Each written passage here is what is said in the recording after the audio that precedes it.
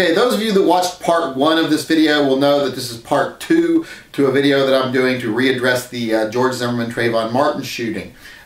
So I wanted to take a little time here. In the first video I addressed, the facts as they stand right now and where they seem to point, and how I feel that right now George Zimmerman should be facing manslaughter charges, and the evidence that there is should be brought to bear against him, because I believe the evidence that there is enough to convict him of manslaughter, to at least charge him with manslaughter. He made a lot of bad decisions. They led to the death of an innocent person. And let's not forget, Trayvon Martin at that time was an innocent person. And let's not forget, Zimmerman did make mistakes that led up to him shooting Trayvon Martin. All that's established. There's no question about that. The only thing there's a question is, in that couple of minutes where people don't know what happened, did Zimmerman suddenly become justified in shooting an unarmed man? Can you claim fear for your life against an unarmed person who doesn't have a distinct advantage over you? Zimmerman's not a tiny little guy. He looks like a pretty tough dude. He should be able to handle himself.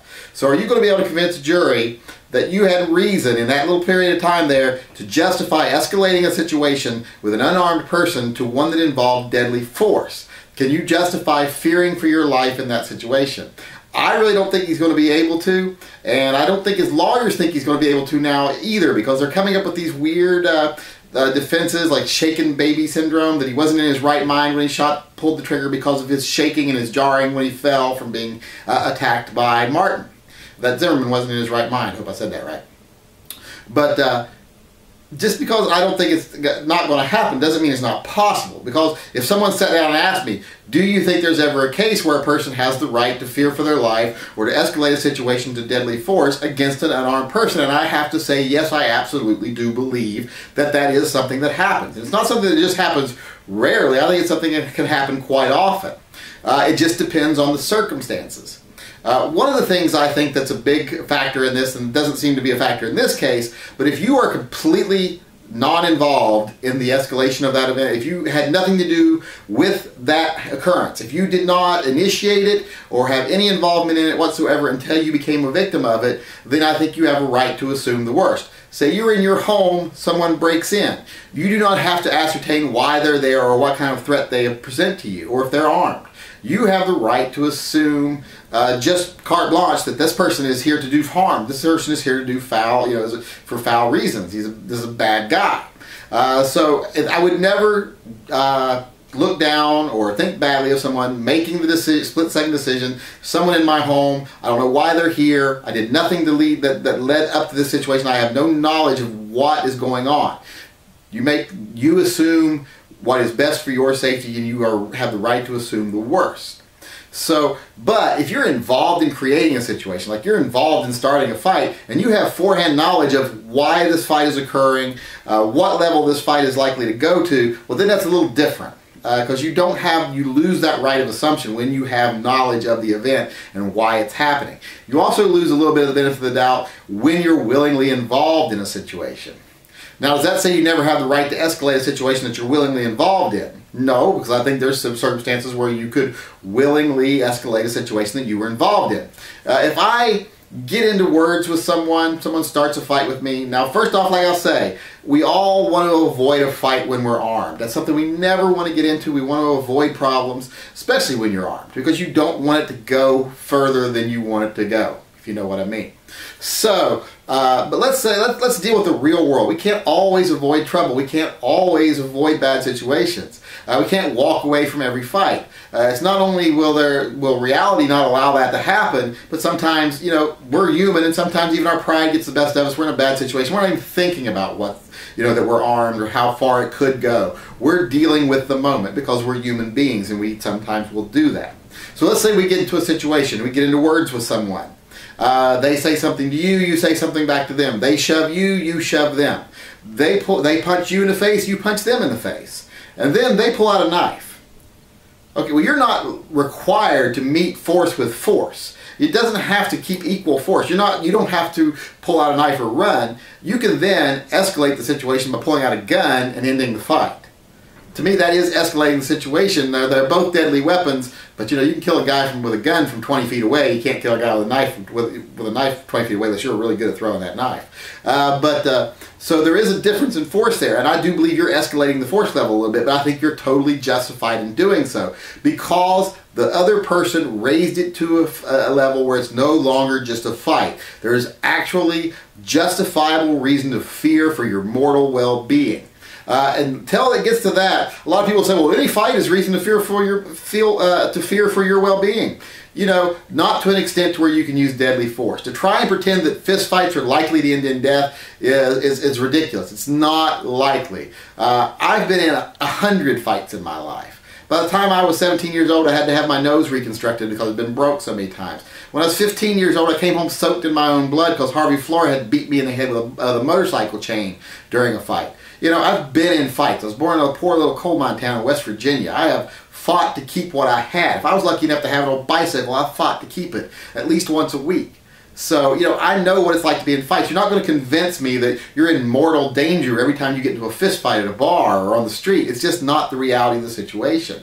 So let's drop that argument right off the bat. There has to be an aspect of that fight that would put you in mortal fear for your life. That would have to be a huge discrepancy in the amount of force that person is able to perform and you're able to perform. There's someone attacks you who's 6'3" and 400 pounds, and you're 5'1" and 90 pounds. Well, yeah, then you might be able to convince me that you were in fear for your mortal life. And if they're armed, if they're also armed, and if they pull out so much as an ice pick, yeah, that takes it to the next level. I feel I am now justified in even bumping it up even further, drawing a weapon, ending the fight. So there are times when you are justified in escalating a fight. Even against an unarmed man, I think you could be to the point where you are justified in escalating a fight. So is it possible that George Zimmerman is innocent? Yes. I don't feel he would ever be 100% innocent because he put himself in a bad situation. So he has to bear the burden of putting himself in that bad situation. But let's say he was literally just trying to follow Trayvon Martin. And Trayvon Martin doubled back on him. And Trayvon Martin came up and confronted him and said something like, now I'm going to kill you, punches him in the face, knocks him down, reaches in his coat, so I'm going to blow your ass away. You know, even if he doesn't have a gun in his pocket, in his jacket, the fact that he's trying to convey the fact he does, well then yes, George Zimmerman would have been right in using deadly force to defend himself. So it is possible he could defend himself. It's going to be hard because that's going to be hard to prove. So he's going to have to counter the evidence. Innocent until proven guilty is great, but he's already guilty of a certain act. He's guilty of killing another individual. There's no question about that. So now it's no longer innocent until proven guilty. He's got to prove that his guilt was justified. So that innocent until proven guilty thing, that's great, but it's not really that big of a factor here. He's going to have to somehow show that he was justified in doing the crime that he's guilty of. It's no longer a matter of is he guilty of the crime. But like I say, there is a chance, there is circumstances where it could be justified. Now also, one of the reasons I think he's going to have so much trouble is because, like when I was giving that analogy earlier, if someone has words with me, I have words with them, they push me, I push them, they punch me, I punch them. If, at the point they punch me, I punch them, if they say, okay, I'm done, and they turn around and they walk away, and I grab them by the shirt and I spin them back around and say, I'm not done with you, and then they pull a knife, different story. They were walking away. I chose to escalate a situation that was finished. Then it's on me. There's a lot more on me. Not 100% because I'm not the one that pulled the knife, but I started a fight with this guy. Now I'm the aggressor and he's defending himself. That burden of defense has shifted from me to him. Even if he started off the aggressor, as soon as he switches to where he's on the defense and I'm the aggressor, then legally I assume a whole different level of responsibility. It's a whole different ballgame once you become the aggressor. You never want to put yourself in a position where you're the aggressor. You want to be the person who's ending aggression. If you put yourself in a position of you're the aggressor, you're on bad legal terms. And George Zimmerman, when he followed that kid, when he got out of his car and walked after him, that's the same as grabbing him by the shirt and spinning him back around and saying, I ain't done with you. That puts him in an aggressor position. That puts him in a bad situation to be able to defend himself. So even if things went really bad for Zimmerman after he made contact with Trayvon Martin, he's already put himself in a position where he's the aggressor. So that's going to be really difficult for him to overcome. Like I said, he's already guilty of killing someone. Now we just have to determine whether it was a justified killing. Homicide is still homicide even if it's justified. It's still homicide.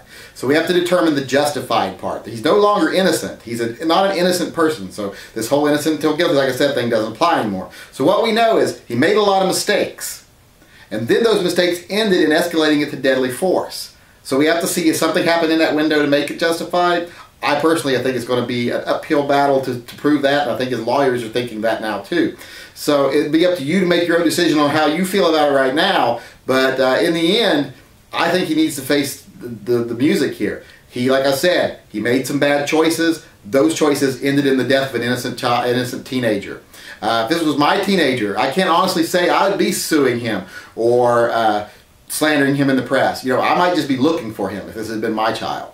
So he killed a child. To me, a 17-year-old is a child. If you talk to a 17-year-old, they're still children. I have a 14-year-old. He's still a baby as far as I'm concerned. So, like I say, made some mistakes. They ended in the death of an innocent person. He needs to stand trial for what he did. Does this mean I think he's some sort of villain and that he's an evil person? No. I think he's someone that made a lot of mistakes, and then he made a big mistake. So he needs to pay for that. And that's why I think he needs to go to trial.